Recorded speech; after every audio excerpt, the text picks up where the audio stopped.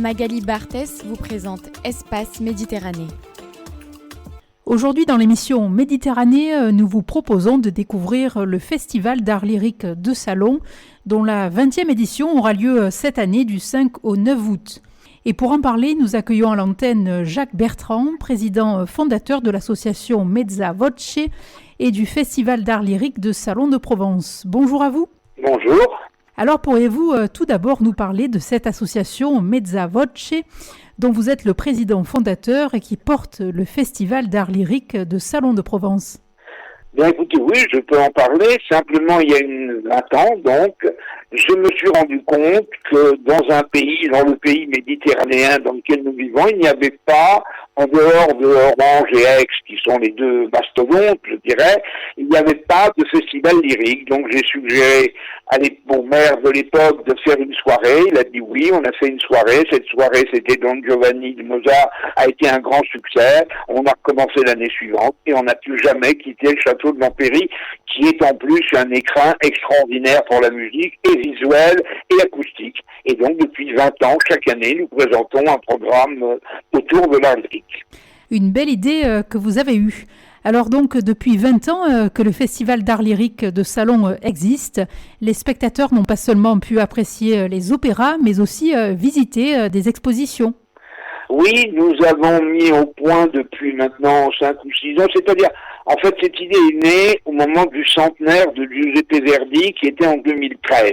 Et en 2013, j'avais organisé, avec la maison Verdi en Italie, une très grande exposition sur le compositeur.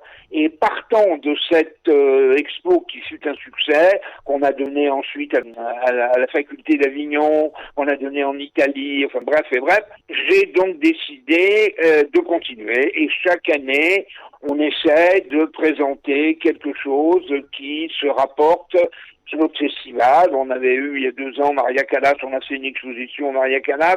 L'année dernière, on avait Giacomo Puccini, on a fait Giacomo Puccini, etc., etc. Une offre culturelle éclectique. Et dès le départ, vous avez proposé des tarifs accessibles. Ah oui, parce que si vous voulez, là je veux pas rentrer dans une polémique, en plus qui ne me regarde pas, mais quand je vois le prix des places à Branche, par exemple, ou à Aix, ça me fait dresser les cheveux sur la tête. Or, l'art lyrique, vous savez, moi j'ai vécu 10 ans en Italie. Et en Italie, l'art lyrique, ça n'est pas élitiste, c'est populaire. C'est-à-dire que les gens doivent y aller avec la possibilité d'entrer. Et c'est pas avec des places à 250 € qu'on peut entrer. Eh bien, nous avons décidé, avec nos partenaires italiens, puisque depuis le premier jour en 2006, nous avons le même orchestre, le même chœur, le même chef d'orchestre, qui chaque année revient à Salon. Eh bien, nous avons décidé de faire des tarifs totalement accessibles, qui se comprennent entre 40 et 50 €. Donc, vous voyez la différence. Et comme je l'ai dit à l'un de vos confrères, une partition très importante, que je vais vous dire, une partition, qu'elle soit évoquée devant 10 000 personnes ou devant 500 personnes, c'est toujours la même partition. Une belle idée pour faire connaître l'opéra au plus grand nombre, notamment aux jeunes.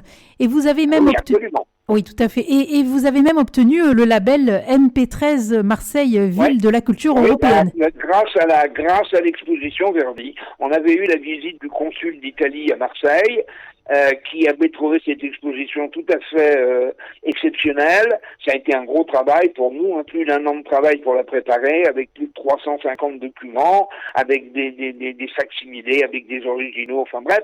Et donc, nous avons proposé cette expo dans le cadre de Marseille 13, Ville de la Culture, et nous avons eu le label. Alors cette année, le festival fête ses 20 ans et cela tombe en même temps que le 150e anniversaire de la création de l'opéra comique Carmen.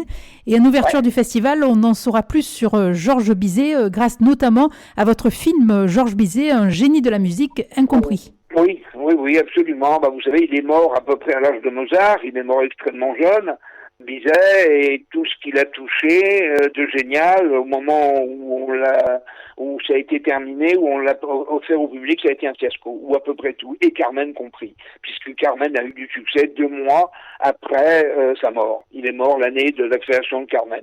Donc, si vous voulez, oui, il est incompris parce que ça a été un immense musicien français et on l'a relégué un petit peu de loin. Alors, la justice est là quand même, parce que finalement, aujourd'hui, eh bien, c'est l'opéra le plus joué au monde, Carmen. Le plus joué au monde. C'est plus joué que Traviata, c'est plus joué que Don Giovanni.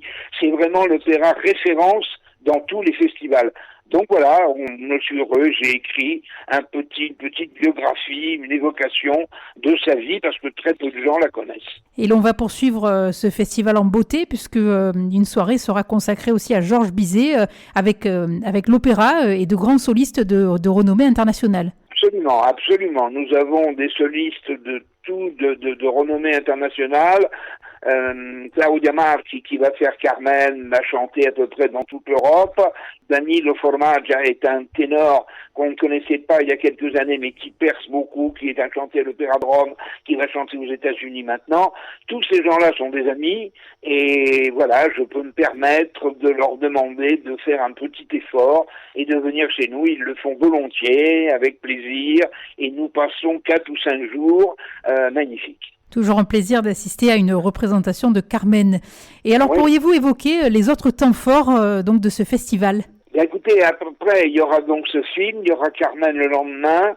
Ensuite, nous avons une manifestation, simplement, je vous dis, cette manifestation, nous avons souhaité mettre Israël dans le coup, si vous me permettez cette expression un peu triviale, c'est-à-dire de leur rendre hommage. Et nous avons choisi d'évoquer La Juive de Halévy, qui est un immense opéra qui fut joué à l'Opéra de Paris pendant tout le 19e siècle, qu'on a un peu oublié aujourd'hui, c'est fort dommage.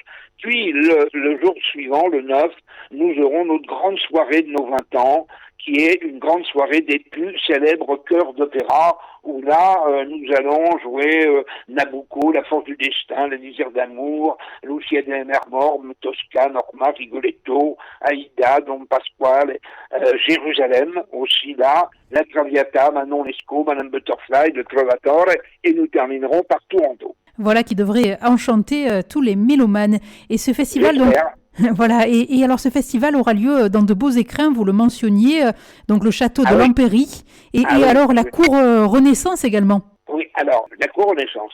Alors, la cour Renaissance, c'est une boîte à musique. Vous savez, on nous dit toujours, c'est un écrin pour un bijou. Alors, je ne sais pas si nous offrons un bijou, ça, c'est pas à moi de le dire. Mais ce dont je suis sûr, c'est que l'écrin, lui, est un bijou. Parce que l'écrin est magnifique. Alors, donc, tout le monde est content, les chanteurs sont ravis, l'orchestre, le chef d'orchestre, enfin bref, et le public, parce que le public, quelle que soit la place qu'il a choisi ou qui lui est attribué, eh bien, il a une vision et une audition absolument parfaite. Et puis, le château est tellement beau que c'est un plaisir d'être pendant 2 heures dans ses murs. Tout à fait. Et un petit mot alors sur les partenaires du festival ainsi que sur les petites mains ?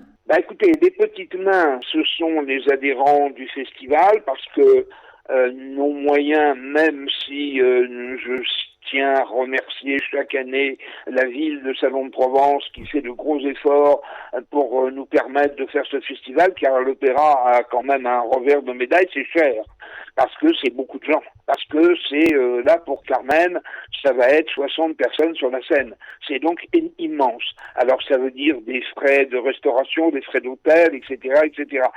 Donc nous essayons de faire appel à des gens bénévoles. Et nous avons dans notre association un certain nombre de gens qui vont distribuer les documents, vont dans les offices de tourisme, répondent de toute l'intendance des festivals. Pour le reste, eh bien écoutez, nous essayons de maintenir des titres d'opéra qui soient toujours à la portée du public. Nous ne sommes pas, malheureusement peut-être, mais nous ne sommes pas une maison d'opéra comme l'Opéra de Marseille ou l'Opéra de Montpellier ou l'Opéra de Nice. Nous sommes un festival. Et que dit festival, dit festivité. Donc les gens sont en vacances, les gens veulent passer un bon moment, eh bien on essaye de leur donner des opéras qu'ils connaissent ou du moins qu'ils ont envie d'entendre. Et il ne me reste plus qu'à vous demander quelles sont les modalités pour réserver. Eh bien pour réserver, c'est tout simple. Il y a par internet sur le site de l'association qui est festivaldopérasalon.fr et puis tout simplement par le Théâtre Armand qui gère la billetterie, le Théâtre Armand étant le théâtre municipal de Salon de Provence.